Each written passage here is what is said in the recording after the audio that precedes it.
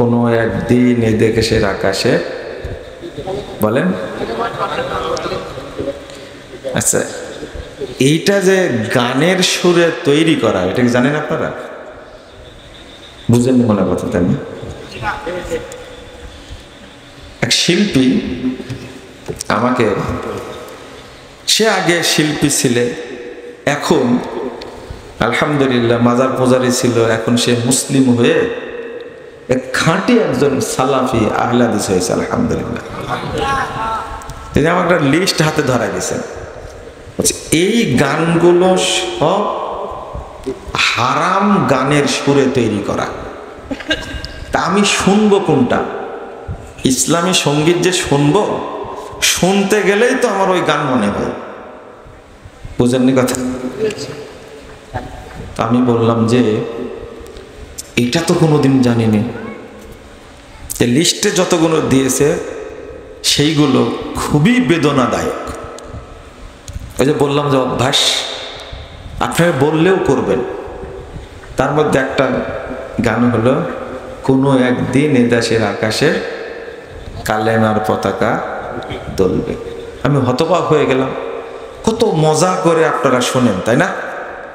এই যে যাচাই বাছাই বললে আপনারা ক্ষিপ্ত হন, কিন্তু যেগুলো হারাম জিনিস তার মধ্যে একটা দিয়েছে, সেটা হলো তোমরা ভুলেই গেছো বীর শহীদদের নাম। এটা গানের সুরে, তাই না?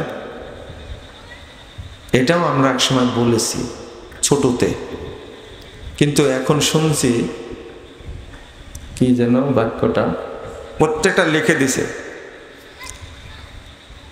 বলেন না আপনারা, তোমরা ভুলেই গেছো বীর শহীদদের নাম। কোন গানের সুরে? এই যে তোমরা ভুলেই গেছো মল্লিকাদের নাম, দেখছেন? এই যে বলে দিছে। তারপর একটা দিছে, একটি জান্নাত আমার কাম্য। এটা কোন গানের সুরের? একটা দেশে, হ্যাঁ, একটি গান লেখো আমার জন্য, যাকে আপনি থাকাতে সুবিধা হয়েছে। বুঝছেন কথা? তার মধ্যে একটা দিছে, কি হবে গো মৃত্যুর পরে। হ্যাঁ, এটা কোন গানের সুরে? লা ইলাহা ইল্লাল্লাহ। আমি শুনে হতবাক হয়েছি, হতবাক হয়েছি। তার মধ্যে একটা হলো, কোনোদিন দেখিনি তোমারে। শিল্পী, তোমার খবর আছে। এই যে হারাম গানের সুরে এই গানগুলো শোনায়া এই যে জাতি যে বিভ্রান্ত হচ্ছে, ইসলামকে কটাক্ষ করছে, কেন নিজের সুর নাই? সহির সাথে জয়ীব মানো দিয়া জড়িয়া তালিয়া। এটা কোন গানের সুরে? এখন ওটাও মুখস্থ করা লাগবে আমাকে, বুঝছেন তো? নাউজুবিল্লাহ।